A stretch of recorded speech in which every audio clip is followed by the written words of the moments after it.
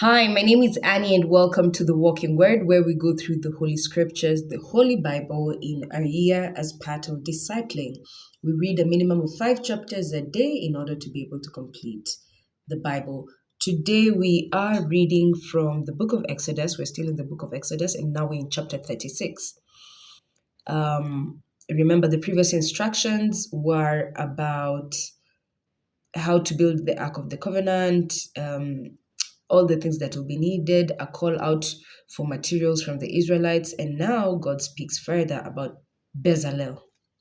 Remember, Bezalel was the man who God gave divine skill in every form of art and craft, skill to create with your hands. Bezalel, I love that name. Bezalel, therefore, will set to work with Oholiab, his assistant, and with all experts whom the Lord has endowed with skill and understanding in knowing how to execute all the work for the service of the sanctuary, just as the Lord has commanded. So God will give the skill only for where he has sent you.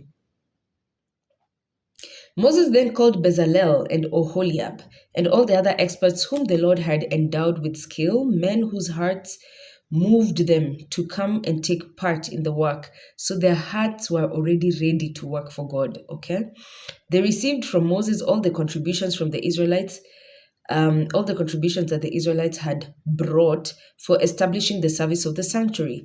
Still, morning after morning, the people continued to bring their voluntary offerings to Moses.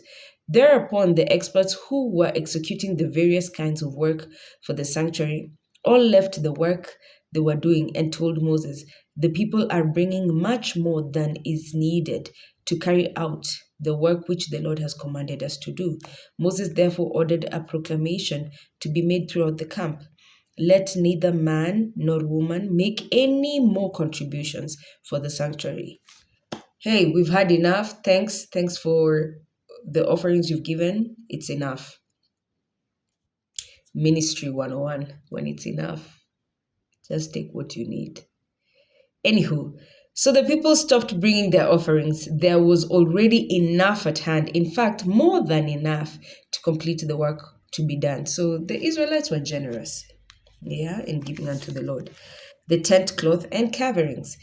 The various experts who were executing the work made the dwelling with its 10 sheets woven of fine linen twined, having cherubim embroidered on them with the violet, purple, and scarlet yarn.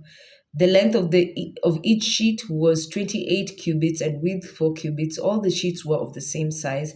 5 of the sheets were sewed together, edge to edge, and the same for the other 5. Loops of violet yarn were made along the edge of the end of the sheet in the first set, and the same along the edge of the sheet on the second set. 50 loops were thus put in on one inner sheet, and 50 loops on the inner sheet in the other set, with the loops directly opposite each other. Okay, so there's some neatness, there's some precision, with these instructions from God. Then 50 clasps of gold were made with which the sheets were joined so that the dwelling formed one whole. Sheets of goat hair were also woven as tent over the dwelling. 11 such sheets were made. The length of each sheet was 30 cubits, and the width was 4 cubits. All the 11 sheets were of the same size. 5 of these sheets were sewed edge to edge into one set, and the other 6 sheets into another set. 50 loops were made along the edge of the end of the sheet in one set, and 50 loops along the edge of the corresponding sheet in the other set.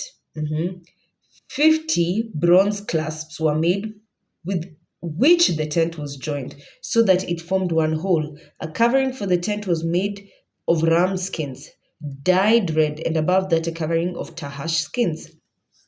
The boards of acacia wood were made as walls of the dwelling. The length of each board was 10 cubits, and the width with 1.5 cubits. Each board had 2 arms, fastening them in line. In this way, all the boards of the dwelling were made. They were set up as follows: 20 boards on the south side, with 40 silver pedestals under the 20 boards, so that there were 2 pedestals under each board as its 2 arms. 20 boards on the other side of the dwelling, the north side, with the 40 silver pedestals, 2 under each board, 6 boards at the rear of the dwelling to the west, and 2 boards at the corners in the rear of the dwelling. These were double at the bottom, and likewise double at the top for the first ring. That is how both boards of the corners were made. Thus, there were in the rear 8 boards with their 16 silver pedestals, 2 pedestals under each board. Bars of acacia wood were also made. 5 of the boards on one side of the dwelling, 5 of the other boards, and the 5 at the rear to the west. The center bar at the middle of the boards was made to reach across end to end. Okay. The boards were planted with gold and gold rings and were made of them as holders for the bars, which were also plated with gold. The veil. Remember the veil? The veil was the place where God told Moses, now there'll be the place of the sacrifice, where the sacrifice are done.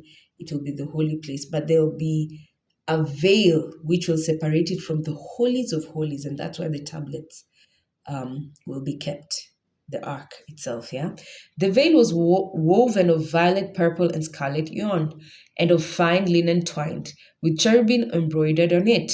4 gold-plated columns of acacia wood with gold hooks. So you can imagine columns which are going to be used like a curtain, yeah, to separate, the way we use columns